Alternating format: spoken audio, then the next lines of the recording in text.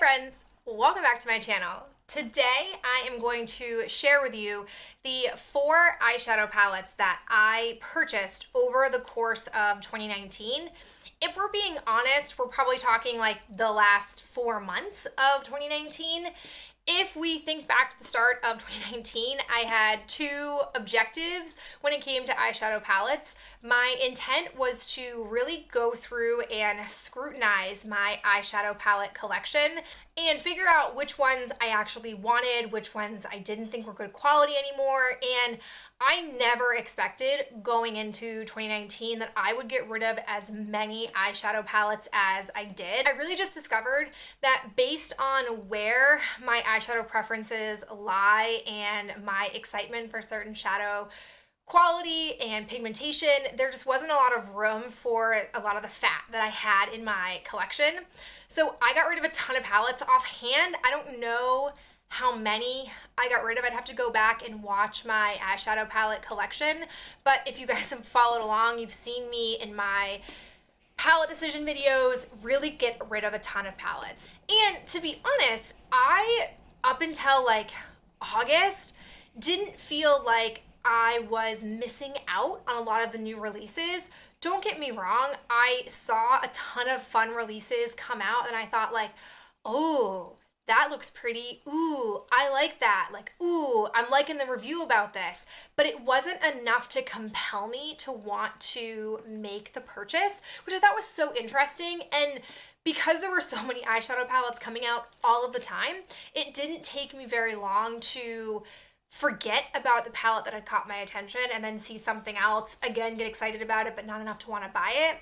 And then we get to August, and that's when things started to shift a little bit. Additionally, you guys also know that I had a second rule, maybe you remember, that I didn't want to buy more than 2 eyeshadow palettes. And even then, back at the start of the year, felt like it was going to be a lot. And I will be honest with you, I didn't think I was going to buy 4, and I did think a lot about the 4 that I purchased before I had purchased them, and I feel really good about it. And because I had gotten rid of so many other palettes, I didn't feel like racked with guilt for buying them. So I'm going to go ahead and show you the ones I got in the order that I purchased them, and I'm just going to talk to you about my general feelings since I've had them for an extended period of time, for pretty much all of them. The very first one that I have is from ColourPop. As you guys maybe recall, over the summer, I posted a video all about eyeshadow palettes that I have had my eye on for an extended period of time. And a lot of you gave me really good feedback about some of those palettes. Some of them, like the Norvina palette, I quickly nixed from my desires because you guys had told me that that palette doesn't really last that long. I also got other good feedback about just ABH in general. And so that kind of helped me not want to get most of those palettes still. Same thing with Viseart.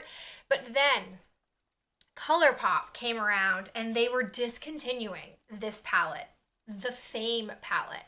And immediately when I saw that they were getting rid of this, I thought, no, don't do it.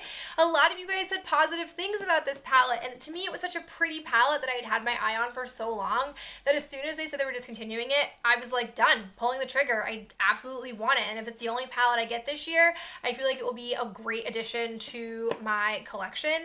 For those of you that don't know, this is what this beauty looks like.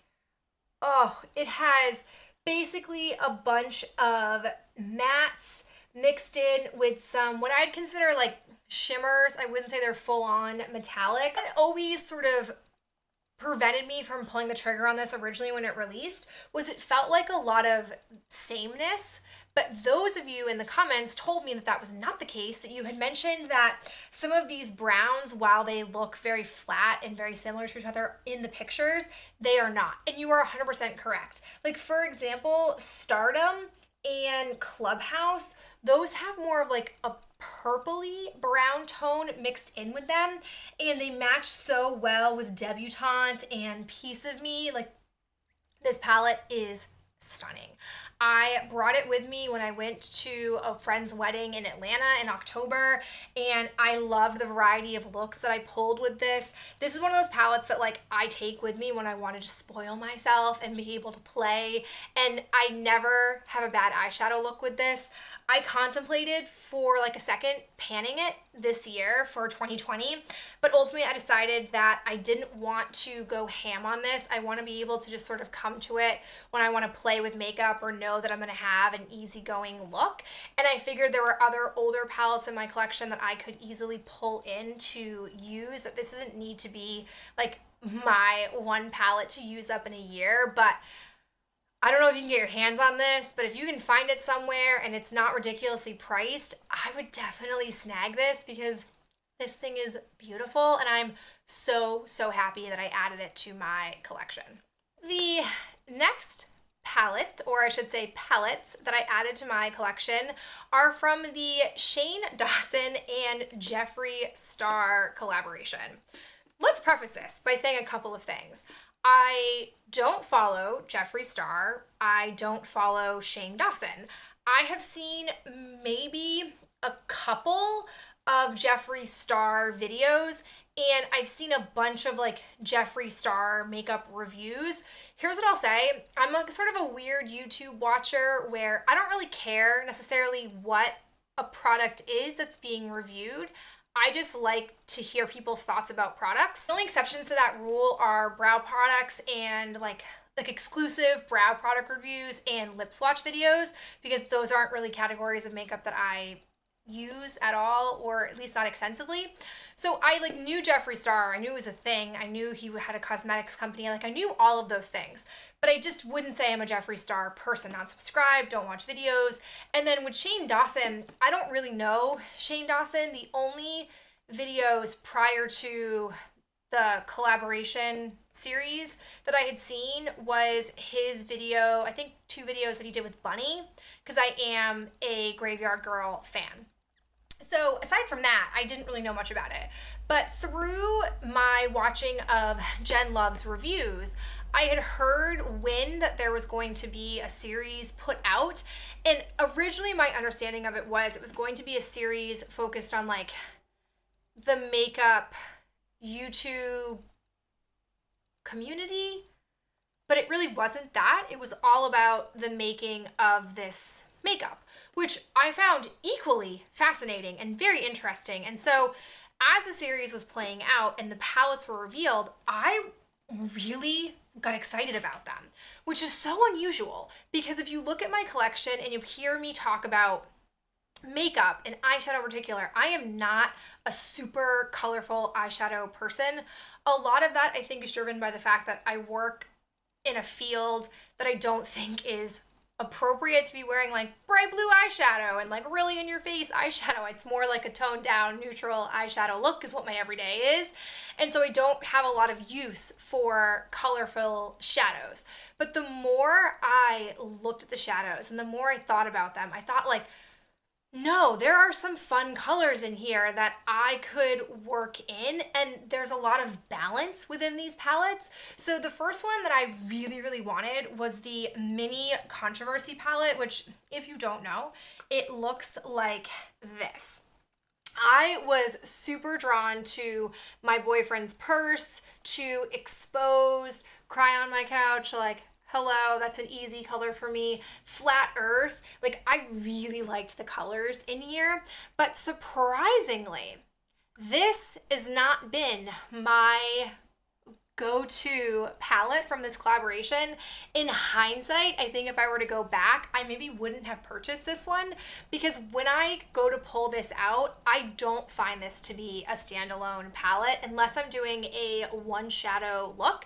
I don't think this works all on its own, which after having watched the series, I think is the point. Like I don't think this is meant to be a standalone palette. It's meant to be used in conjunction with other things.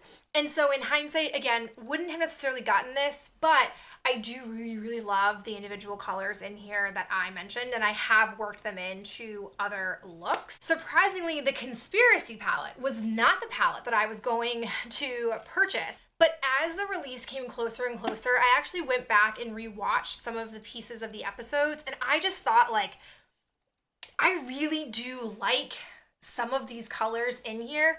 I'm gonna be honest, food videos, it's not gonna happen. Cheese Dust and Flaming Hot, not gonna happen. Knew that. my Rides here, to me, is a throwaway color. You felt compelled to put in a black. Okay, fine.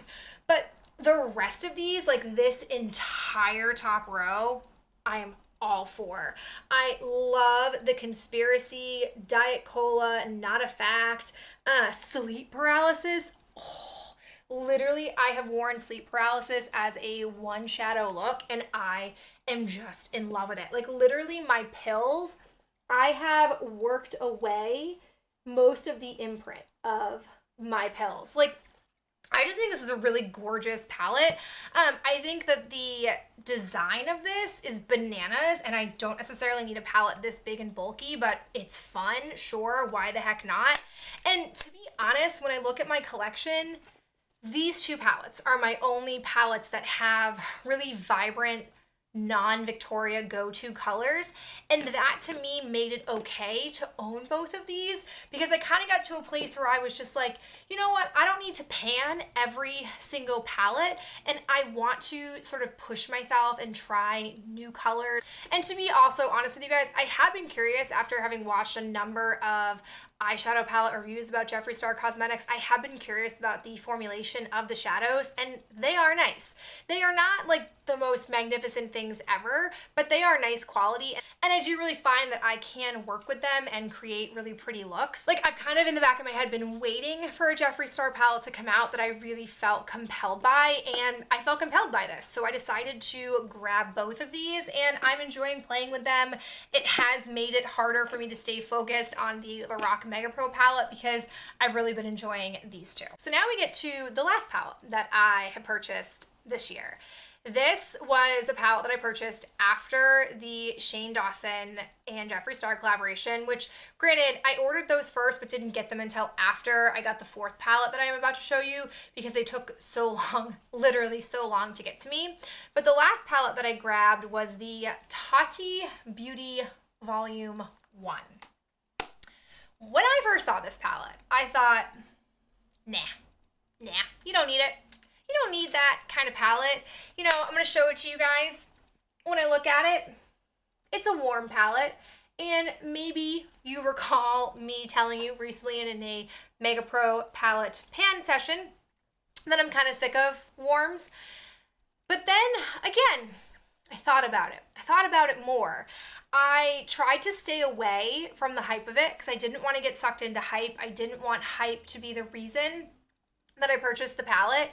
And I sort of did research, like I looked at swatches, I thought a lot about would I use these different types of shadows, and I've really, I would say in the last like 4 months of 2019, been drawn to wanting to use more texture. I've been wanting to play more with texture in a way that I hadn't prior to those last 4 months.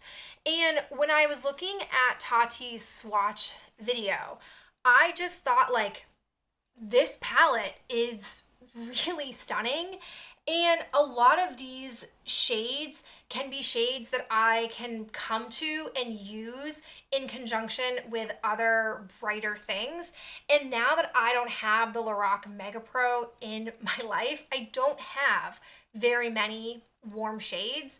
I'm not typically drawn to them, and had I not panned my Lorac Mega Pro, I probably would have kept writing them off as shades that aren't for me.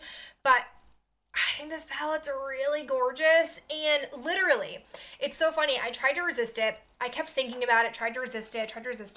It launched, and I was like, you know, you just bought the Shane Dawson and the Jeffree Star palettes. You have the ColourPop palette.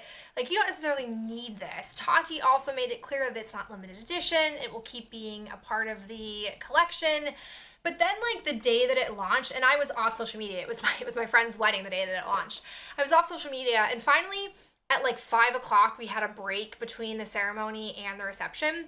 And I was like, you know what? Let me just see if it's still in stock. Like, I'm sure it's probably sold out. Nope. Shockingly, it wasn't sold out. So I took that as my, like, ability to go ahead and purchase it. So I did. Don't regret this. I will be honest, I haven't really played with the glitters at the very top just yet, but I've played a lot with the bottom 3 rows underneath it, and they are lovely quality. very, very happy with these. I, again, have had a really hard time staying focused on my Lorac Mega Pro because I have wanted to play with this, but I at least was able to, on a couple of occasions, pair the crease shades that I had in here with some of these more metallic-y shades up here. So that was nice. I mean, these blend beautifully. This is a nice palette. The mirror, I've never had a mirror that nice before on a palette. Like, I didn't think I was missing out until I got this one and was like, oh, I'm missing out on some good mirrors. But really, really happy with this. There it is. Those are the 4 palettes that I have purchased in 2019. I overall am very pleased with these purchases. I think these were all good additions to my makeup collection, and I'm really happy to have them. I am curious to know though if you picked up any of these and if you thought any of these were going to be the palettes that I was going to pick up in 2019. As always, I enjoy chatting with you guys in the comments below, and I'll talk to you in my next video.